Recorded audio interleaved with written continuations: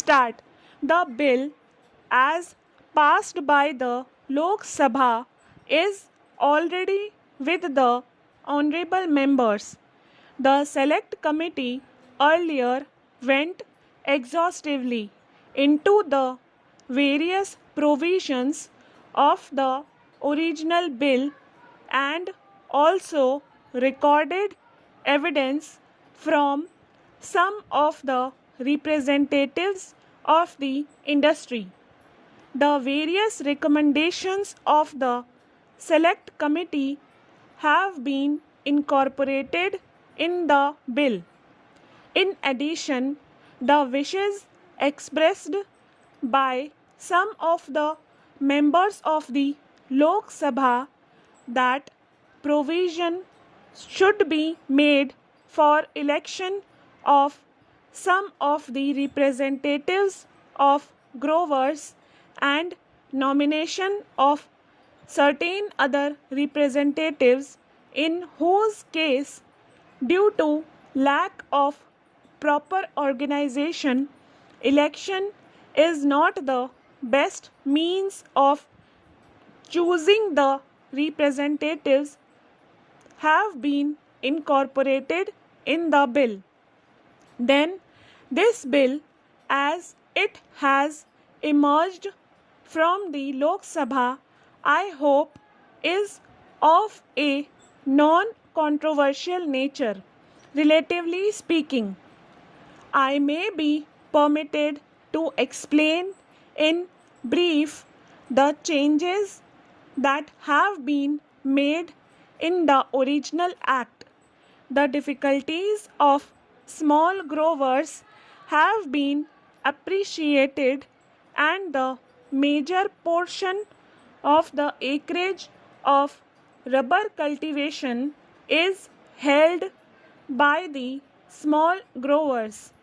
The small grower has been defined in the bill as one whose estates do not exceed 50 hectares in extent. Proper representation to these small producers of rubber will be given on the board as directed by the Joint Select Committee. The labor representatives in the board have been increased from 3 to 4. The House of Parliament, as honorable members might have noted, will be represented by 3 members, 2 from the Lok Sabha and 1 from the Rajya Sabha. Membership of the rubber board will not disqualify a person from being a member of parliament. The central government will have no representative in the board. However, government officers can attend and take part in the proceedings of the board, though they will not be entitled to vote. With regard to the mode of selection of the members to the board to represent the states of Tamil Nadu and Kerala, provision has been made for election or nomination as may be prescribed in rules. The labor representatives will be selected from out of the panel of names submitted by the respective associations. With regard to the chairman of the board, by and large, members of the select committee and of the Lok Sabha agree on the need for a nominated chairman in order that there may be proper coordination between the board and the government.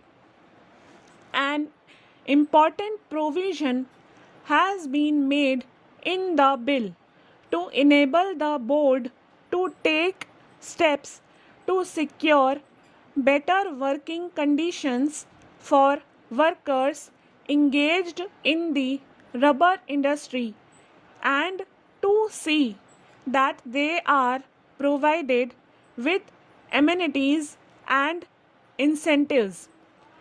I should also like to tell the House that the present production of rubber is about tons a year. The demand is increasing every year, while the supply is not keeping pace with the demand. It is proposed to fill up the gap over the short period by importing rubber and over the long period by implementing the scheme for the development of the rubber industry.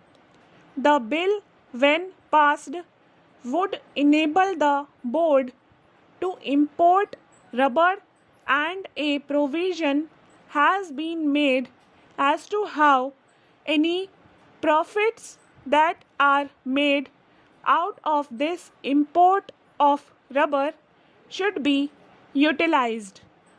To increase the production of rubber, it is proposed to take up the development scheme, the details of which are being worked out.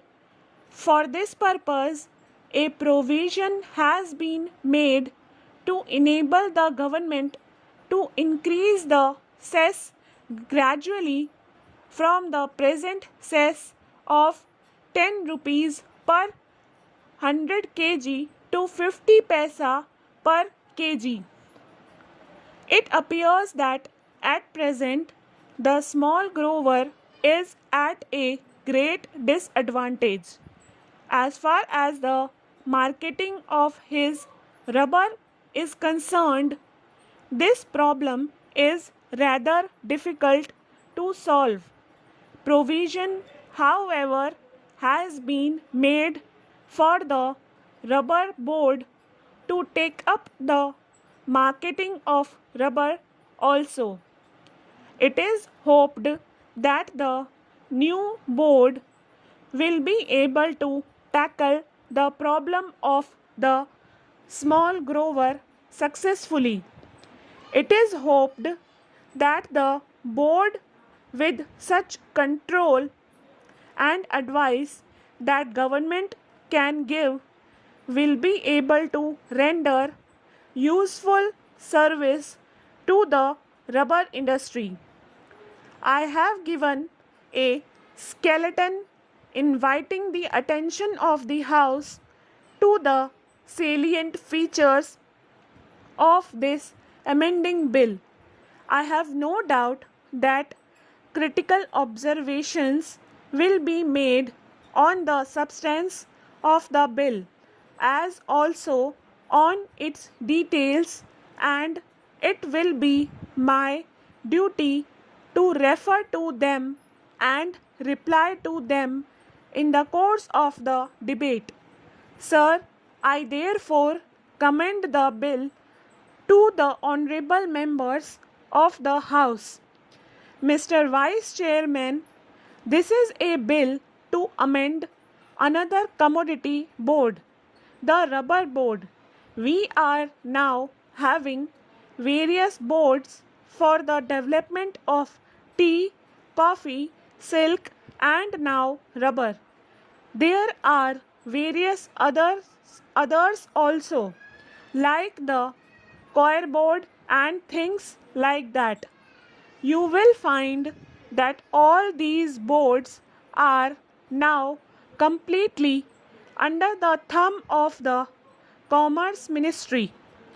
The initiative has been taken away from private enterprise and has been passed on to the bureaucratic machine. Stop.